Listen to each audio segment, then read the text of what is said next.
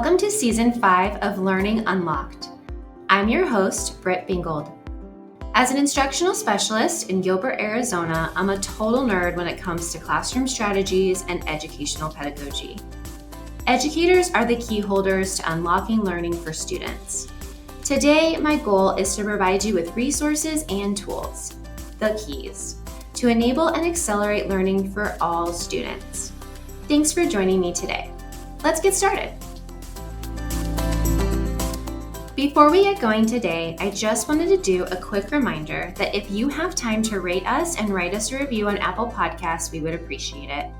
The more reviews and ratings we get, the more educators will see and hear our podcast. So if you like what you're hearing and you think others would too, please head over and provide us a review. Thanks. Welcome to episode 45 of Learning Unlocked. I am back with Julia Salce for part 2 of Critical Wait Time. If you haven't listened to part 1, I highly encourage you to go back to episode 44 because we are going to jump right in today. We are not messing around with wait time. We are not. Even though it seems a little counterintuitive because you would think we would want people to think and reflect, but Yes. We want to get into this idea of shifting between that 0.9 seconds to that 3 to 5 second wait time, but the effect that that has on teachers. So that's our focus today. So welcome back, Julia. Thank you. So the article that we are still referencing, which I will link at the end and into the show notes, is Wait Time Slowing Down May Be a Way of Speeding Up. Rowe discovered that there are actually 3 effects that altering the same amount of wait time had on teachers. So we're going to take some time to discuss those 3 before we move on to strategies that will help teachers implement wait time 1 and wait time 2 in the classroom. So let's go through those 3 things first. So we're going to reference the article. The first one, she says, effects on teachers, is that teacher responses exhibit greater flexibility. She uses an analogy here of it being instead of a well-prepared banquet of ideas, the sequence of discourse resembles a smorgasbord. Could you kind of flesh that out a little bit for the listeners as far as what that kind of means in terms of greater flexibility? Yeah, so she's saying that when we don't use wait time, it ends up being this smorgasbord of random ideas where everybody's going along with what's happening in the classroom, but not necessarily paying attention to the doings of others. Where instead, the research shows that when teachers use wait time, the conversation follows more like this really well-prepared menu where everything pairs together because the wait times really signal to students and allow students to hear each other, to listen to each other. It gives them an opportunity to respond to each other. So instead of having that random response, and I'm thinking like a group of students in front of me, typically when I ask a question in class, someone's hand will shoot straight up. It's usually the same, several, right? Because they're going to be they are either your people who process through speaking, so where they have to say it out loud and then talk about it to get to the idea, or they have some impulse control and they're that person that just wants to blurt out the first thing that comes to mind. Right. And what happens when we allow that type of response is that you start to get those off base or random responses that you feel as the teacher you have to rein back in, where when they exhibit wait time, we stop those impulse responses and they then have an opportunity to think about what they're about to say. But then others who need that, who are internal processors, have that time to think and develop a response. And that then means that you're going to get answers that are a lot more on track to what you had planned for their learning. And you don't deal with as much of the randomness, that smorgasbord. Wait time 2 then also implies to students that you are expecting them to listen to each other and say something in response to that. And so so teachers have that greater flexibility in that they may prepare 1, 2, or 3 questions, but ultimately, based on the depth of the students' responses, they become more facilitators of the ideas rather than like dictatorial, like here's the answer, here's the question, here's what I wanted you to think, here's the question, here's what I wanted you to think. Right. And there's fewer errors in student responses as far as randomness or just those impulse responses. Right. So the effect number 2 is that the number and kind of questions asked by the teacher changes. There are fewer questions because they're more often now actually the teachers are asking more for clarification, or they're inviting elaboration, or like what would be a contrary position to that. So that's a huge effect on teachers, is that this actually forces the teacher to change up their questioning. Yeah. Well, and I love in the article, she says, increasing their average wait times to 3 seconds or more, that teachers become more adept at using student responses. I love that. And I didn't see it the first time I read it, but I'm just looking at it right now. Using student responses. How often do student responses, when we're really just trying to fire through questions and do that quick response, their responses just become like a drop in a bucket and you move on? Mm-hmm. Versus this idea that when we stop and wait, that also for us as the teacher allows us to think about what they've said, especially in that wait time number 2. We can process what they've said. We can control our face. Yes. Based on what they've said, trying not to indicate whether it's correct or incorrect. Right. And it stops us from using those responses. I'm going to jump over to a different section, but it keeps us from using those responses like yes, but, or and, or though. And when we say those things in response to students immediately, when we don't use a wait time for response number 2, we kind of shut down that idea. Like, kids aren't dumb. And so then it's like, oh, she's looking for one right answer. But if we actually use the wait time, and you and I were talking about this, we're like, oh man, I said that all the time. I thought yes was validating. Yes. Thank you for responding. Yes, that It's was wrong. yeah. Thank you for your contribution. And so kids pick up on that. And so then they kind of discount whatever that idea was, where if we just don't say anything and we don't make a face. Yeah.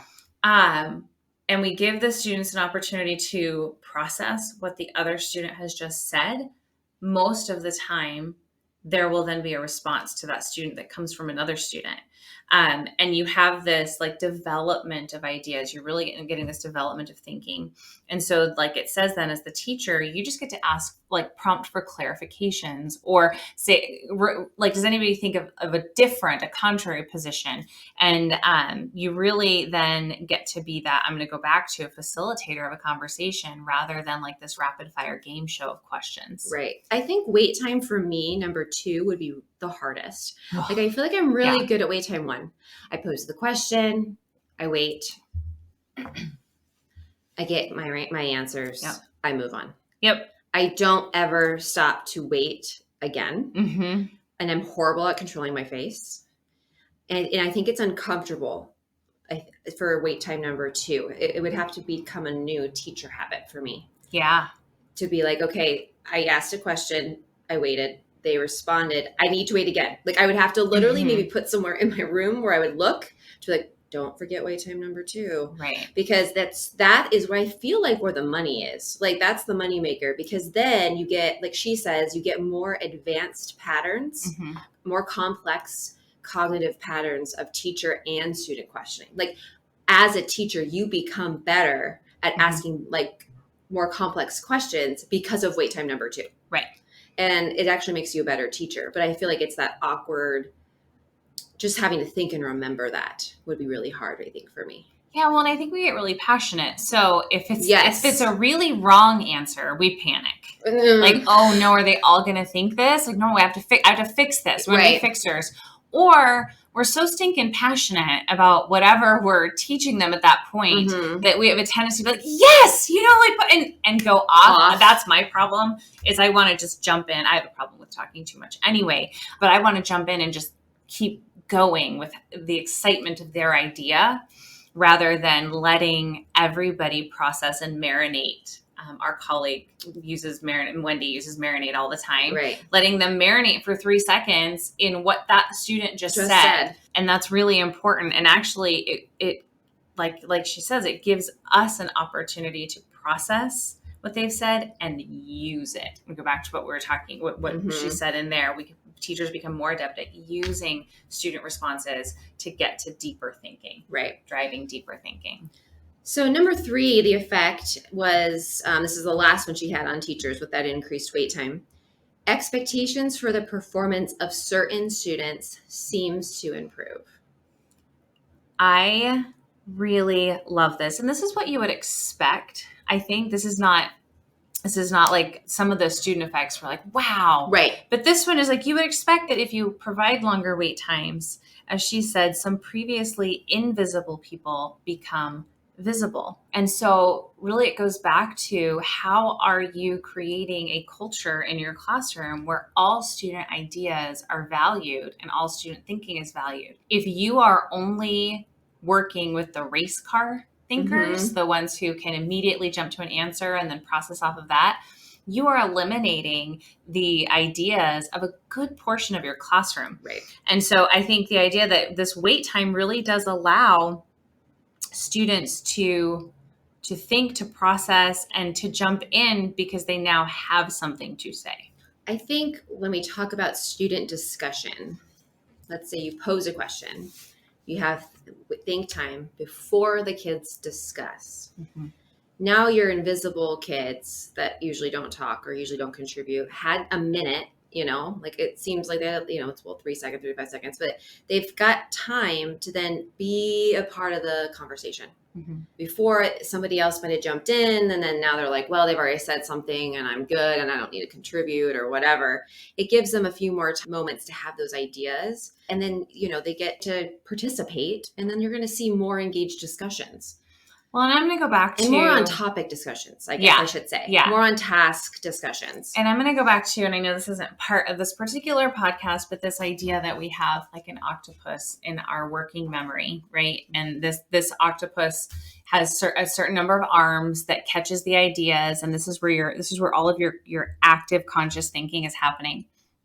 What it allows, think time allows students to dig back into their brain and find something they know and get it in that octopus's arms. Even if they're not the ones who respond, right. They've now pulled things they know forward so that when someone does respond, they have something they know to stick it to. Mm-hmm.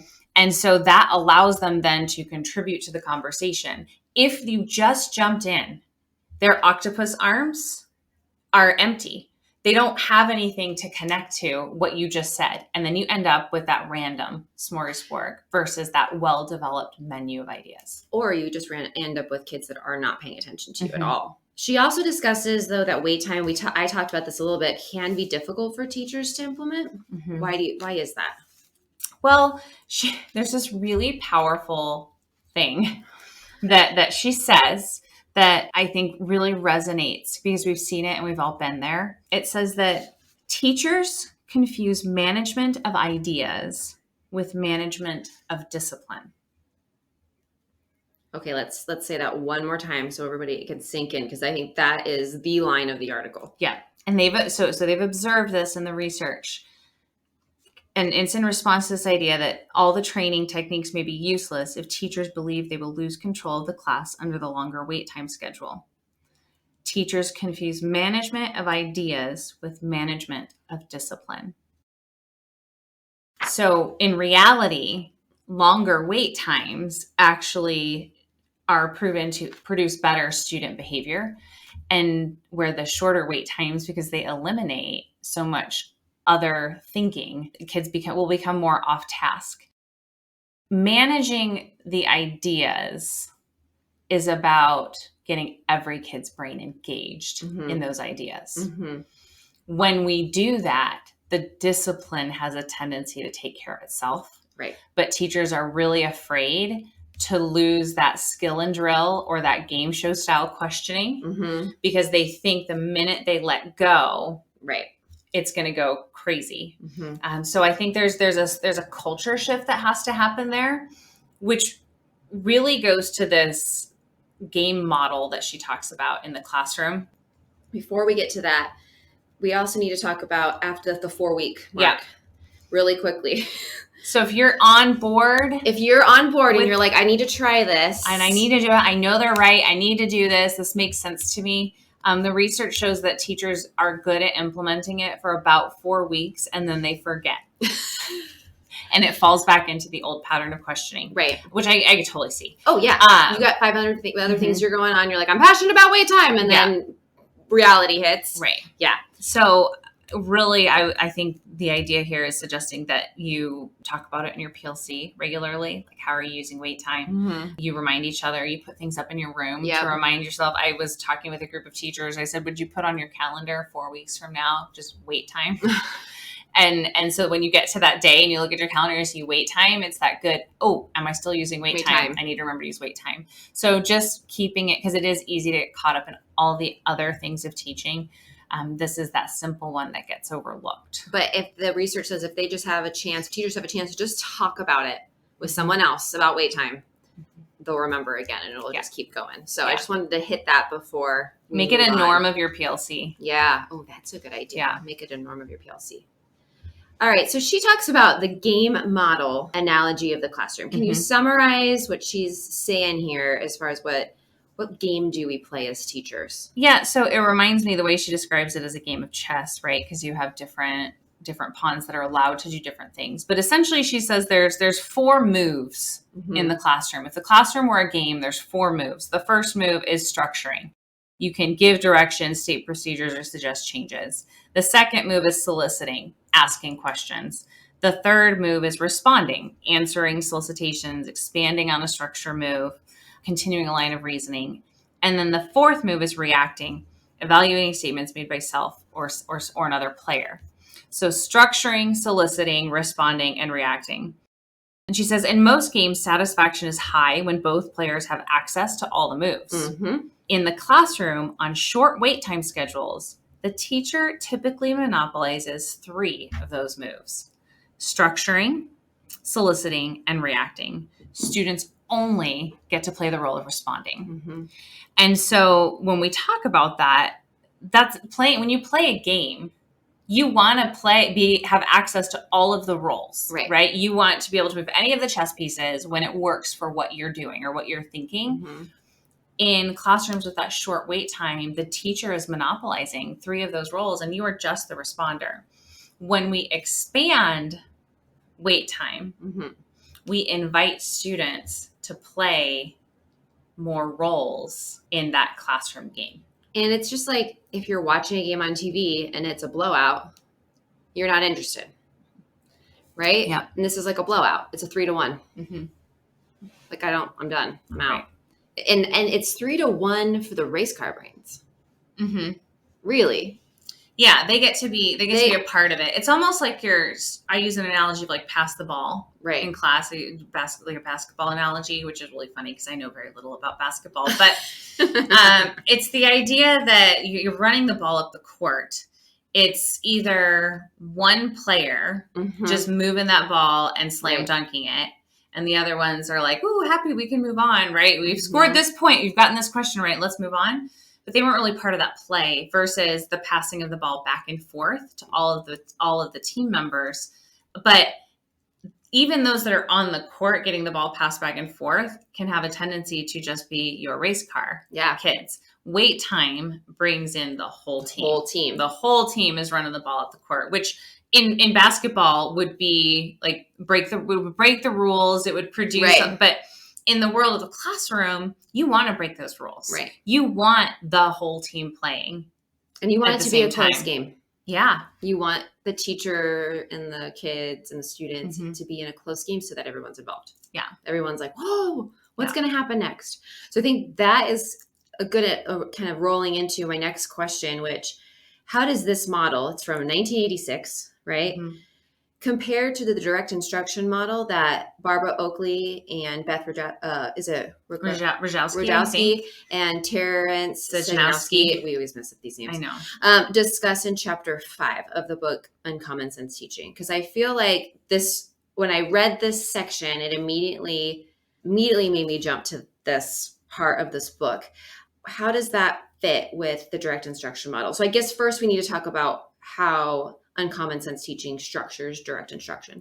Yeah, so direct instruction is basically that idea that you have a short burst of learning delivered in some way by the experts. That could be the teacher or a text or some type of film or visual or whatever, where they gain new knowledge. And then that is immediately followed, and that shouldn't be longer than about their age in minutes around that point.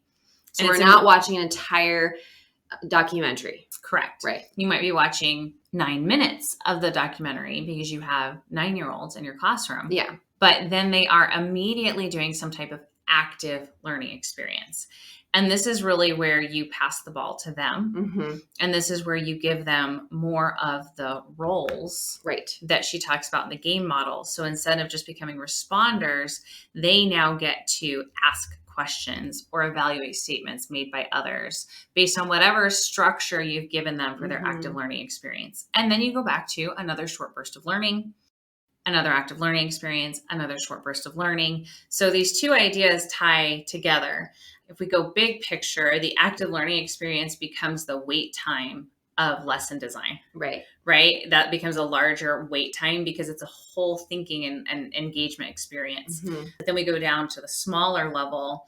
Even within those structures, you're providing, let's say they're going to do a group discussion as their active learning experience, you're making wait time the beginning piece of that discussion.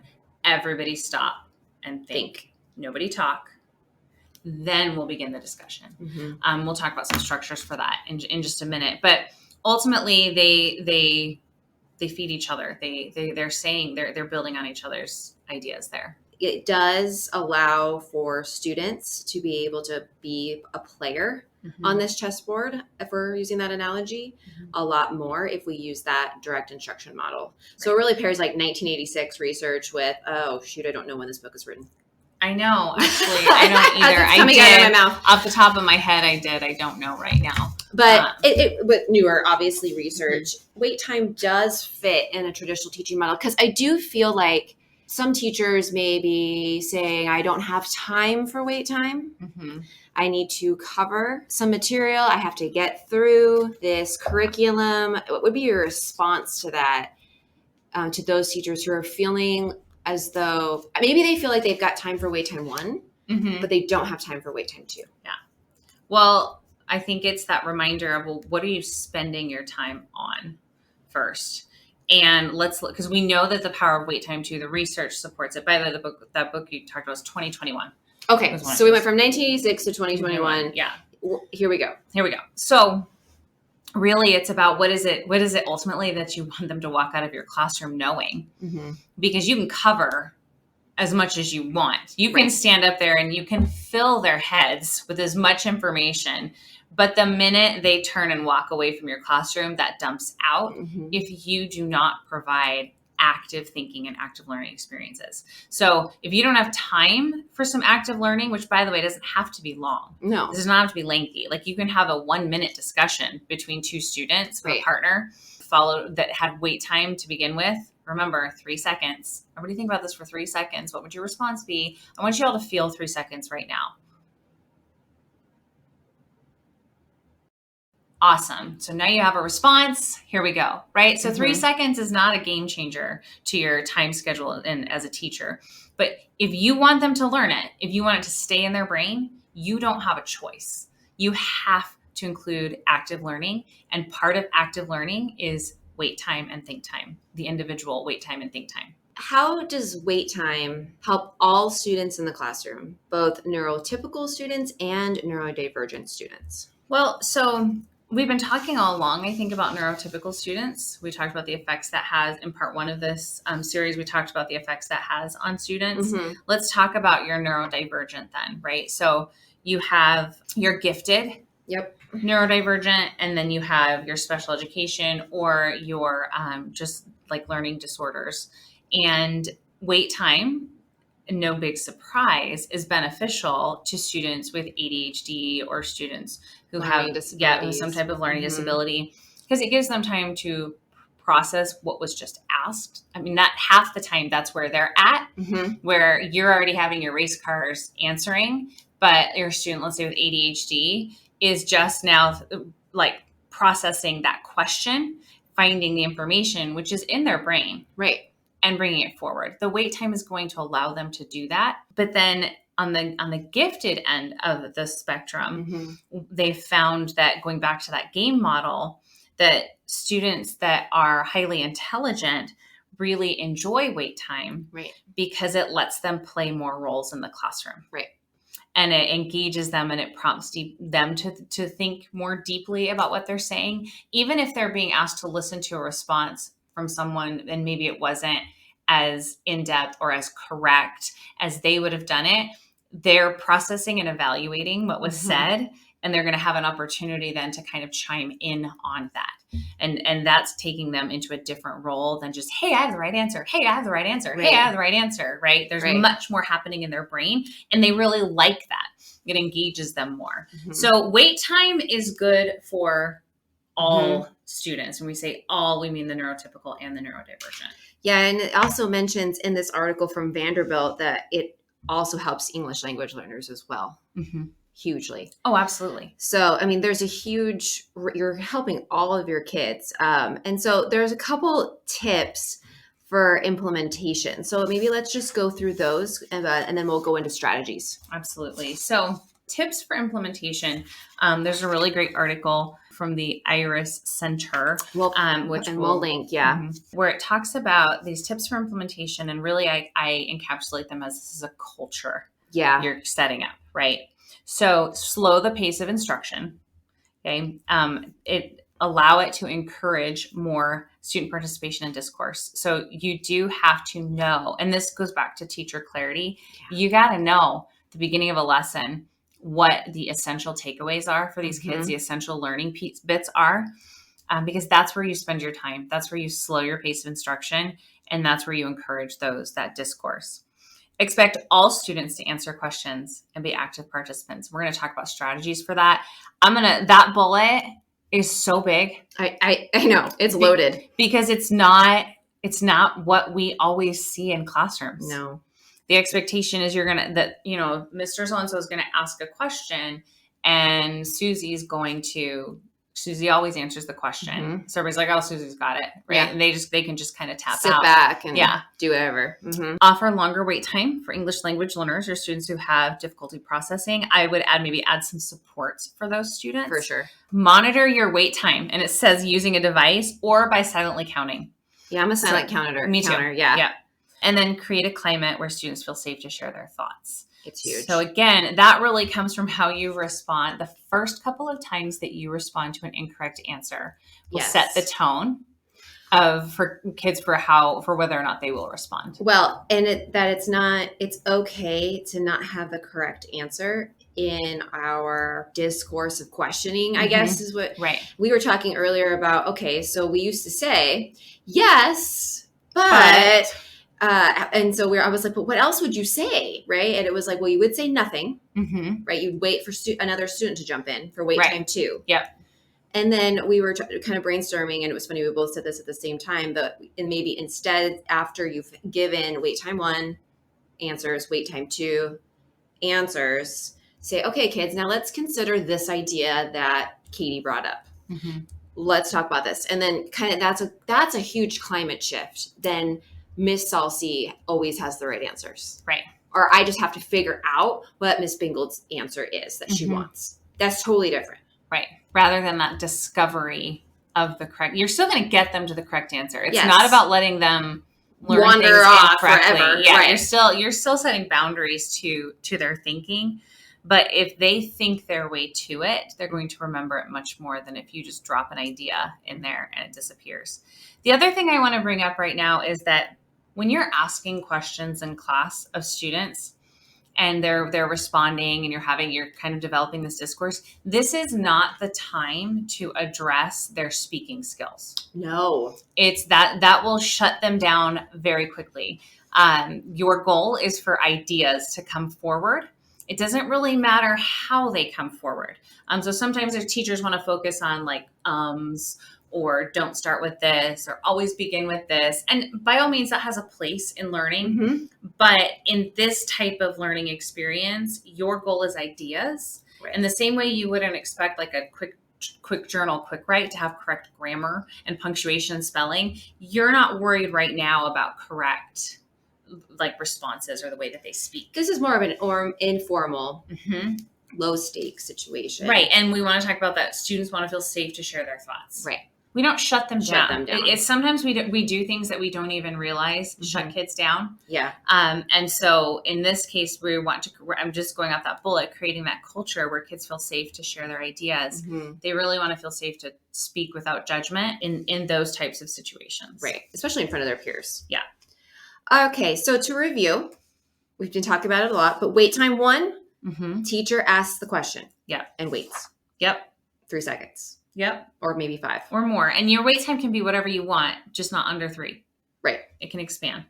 Wait time 2, student responds, and then you wait again.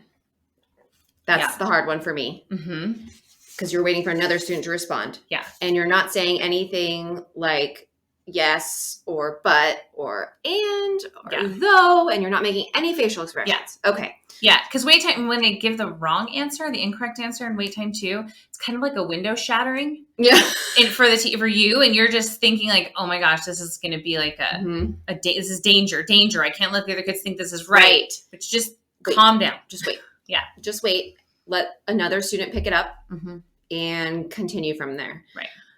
What are strategies that teachers can implement when using wait time 1? So we're going to talk about wait time 1 first. Yeah. So really, it's anything that allows them to document or process their thinking. So first, I always like to use a visual. So with my students, I like to have them point their finger to their temple and hold it there. And when their finger's on their temple like that, their pointer finger, that means their mouths are not moving. They're just thinking. So if you're only going to require that they think, I would recommend giving them some type of like physical thing that they do that they know they're just thinking. But there's a lot of students who are worried they're going to forget their ideas once other people start throwing ideas out there. Right. So jot dots, which are just little bullets, say, okay, take some jot dots on this thought process really quick. Just anything that comes to mind, jot it down. Quick writes, the same thing. Yep. Picture thoughts. So you can draw a picture to represent what you're thinking. Or for wait time number 1, if you're really worried if it's a complex question and you want to make sure they are driving kind of in the right direction on this thought, give them sentence frames. Say, okay, here's the question. I want you to look at these 3 frames or these 2 frames, and I want you to think about how you would respond to this question using one of these frames. So it might be if you've asked, let's go big, like what is the theme of whatever this book is, right? Your sentence frame might be when the character says this or does this, it is showing us this. Right. And that will get them driving towards your goal is you want them to look at things that are happening in the text to validate a theme, to get to a theme. That takes them down the right track. So sentence frames, again, it doesn't matter the subject, but just gear their thinking the way you want it. And then that will also help students know what information to pull forward, especially on those complex questions. Yeah. And I also think with wait time 1, we talked about the think, write, pair, share, right? We love think, pair, share, but a lot of times kids don't think or teachers forget to prompt them to think. This was my major problem. This is in my classroom. I would just be like, okay, think, pair, share, and then they would just pair, share. So I think sometimes if we just give them like, okay, think, give them the signal, right? I think that dual coding of, hey, put your finger next to your temple, think. Okay, now write. Maybe the right is jot dots. Now pair and share. Right. Huge difference in your on task topic related responses. Right. So that's a huge strategy. It's simple. It's quick. Yep. Again, when we're talking about, I can't do this, I don't have time. No, that's real fast. Right. And that can be considered an active learning experience. That is an active learning experience. And then you can go back to teaching. But just do that. Let them process and go back to teaching. Yeah. Okay.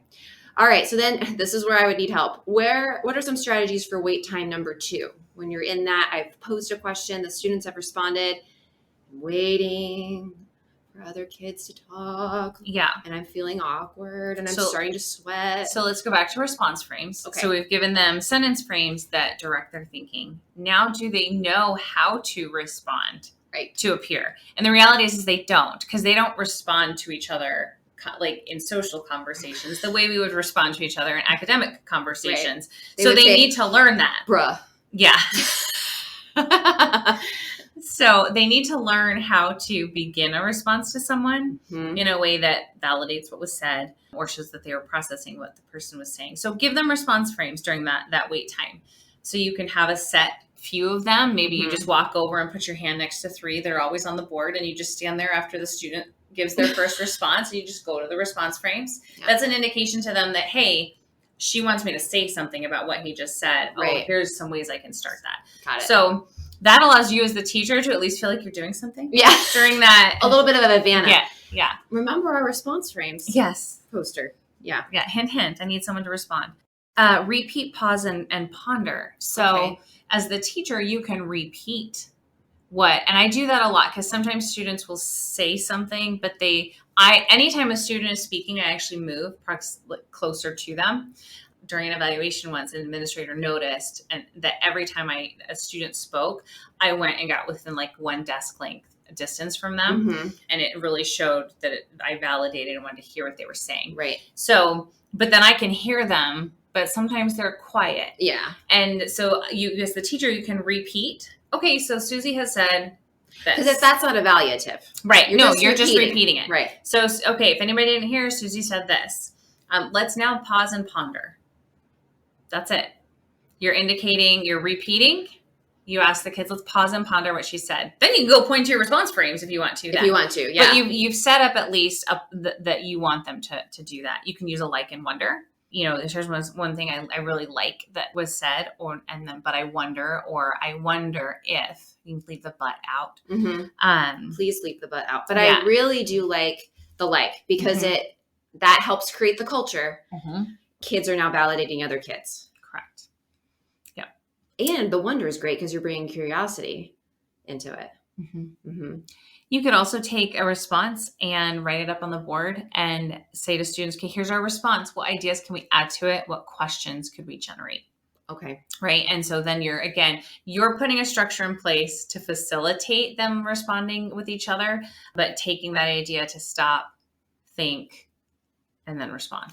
So would you consider wait time 1 and wait time 2 together with some of these strategies an active learning experience that can be placed after a burst of direct instruction? Oh, absolutely. It should be. You should never have an active learning experience that doesn't include wait time, right? There should always be think time in an active learning experience. Otherwise, the collective group might be doing the thinking, but we don't know that each individual brain is engaged. Right. And in an active learning experience, you want that individual brain engaged first before you jump into the group whatever the experience pair is. engagement, the collaborative, think, write, pair, share, whatever. It doesn't matter. But whatever they're doing, they need the opportunity to think first. So the brain, we're really looking for individual brains to be engaged before we propel. And that can be 3 to 5 seconds before we propel into an active learning experience. Right. It's like turning on all engines in a plane before you let the plane take off. Right. You don't turn someone's engine on midair. Right. The parade wouldn't go well. Why are you talking about this when we're about to get on a plane? That's true. That is true. Let's not do that.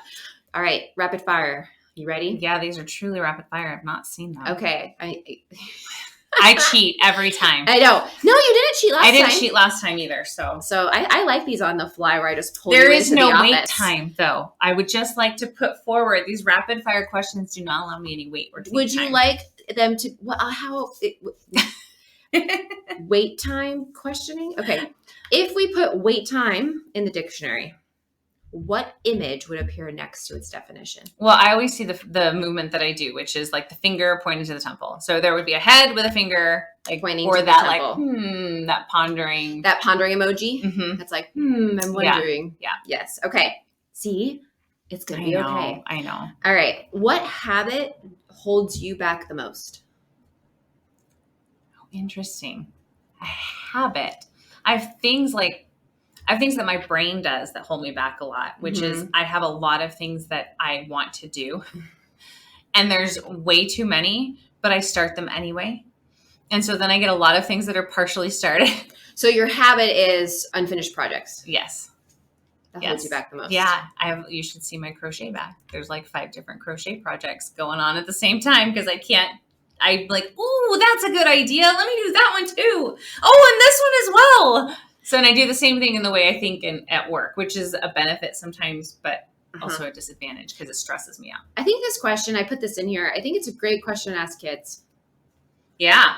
I think if you're asking students in class, if you're trying to get to know them, they don't have to say it out loud, but just when you're talking about think time, have them think on that. Yeah. What habit is holding you back now in math? I think that would be a very interesting revelation for them. Yeah, I think so, if given that time to think. When you have a limited amount of time to internalize something, how do you make it stick? I don't. Yes, you do. Oh my goodness. I am an analogy person. Yes, you are. So I make everything an analogy, and I think that's how because I swear that is how the links in my brain are set up. Like I have structures of things that are simple that I know really well, and then I make everything else fit into one of those structures. Yep. I mean, even the class you made on this is the analogy is climbing a mountain. Yeah. Right. So if you have a limited time to get, research together and you want to make it stick with teachers, that analogy. And I think that's true with kids. Right. If you can make it relate to something they know. Yep. And you have a limited time to do it. Yep. That'll help make it stick. Yep.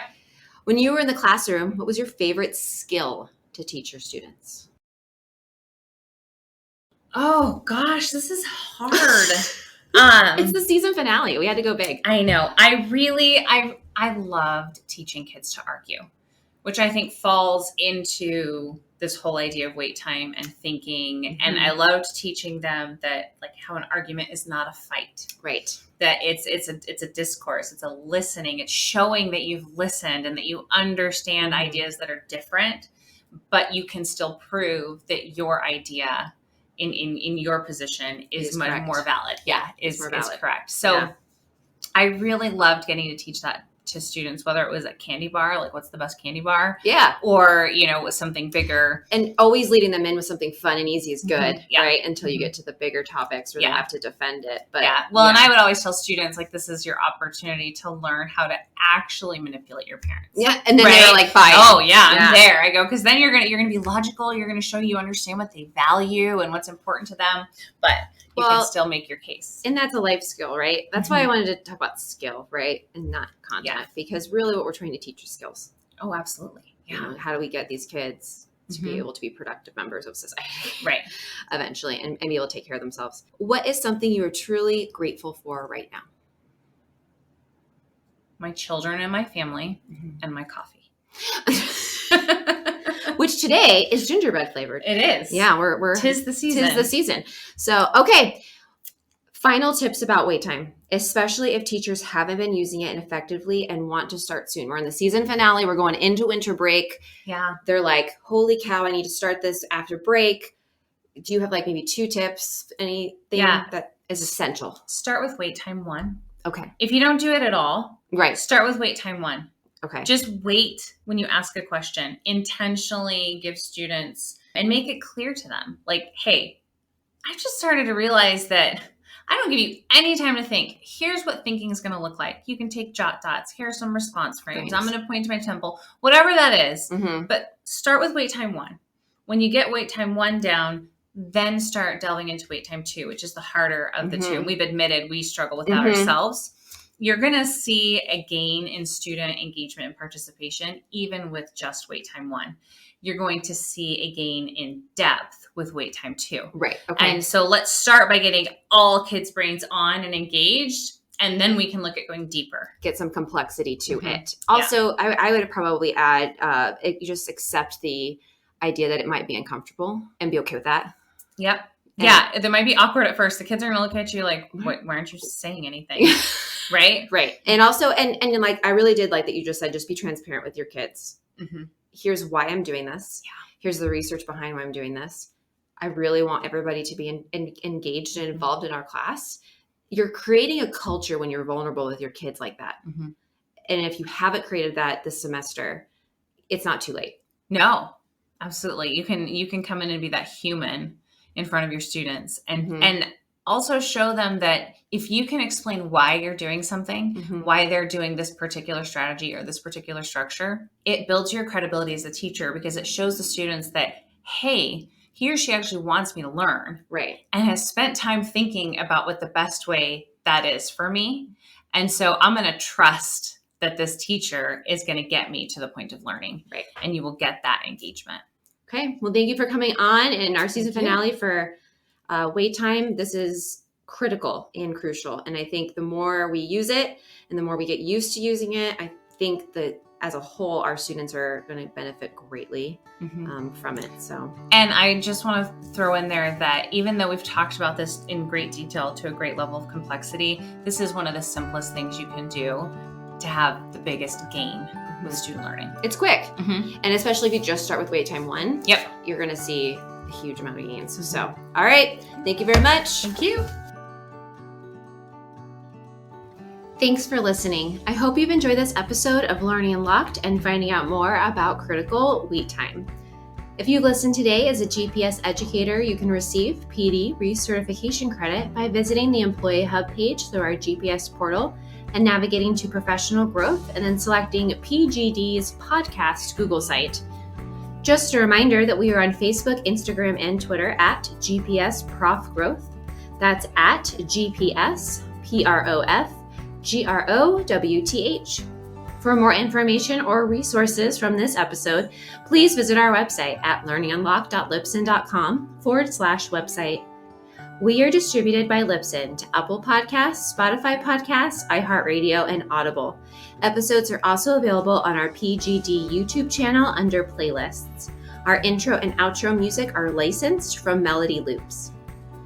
Thanks again, key holders. Keep unlocking curiosity, creativity, and innovation with your students. Stay kind and courageous, and I will see you here for season 6.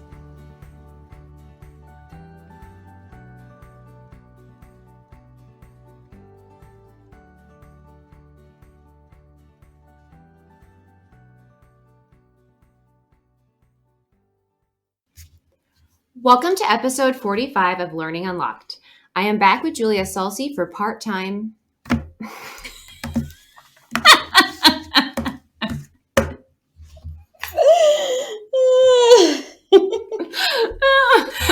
Oh.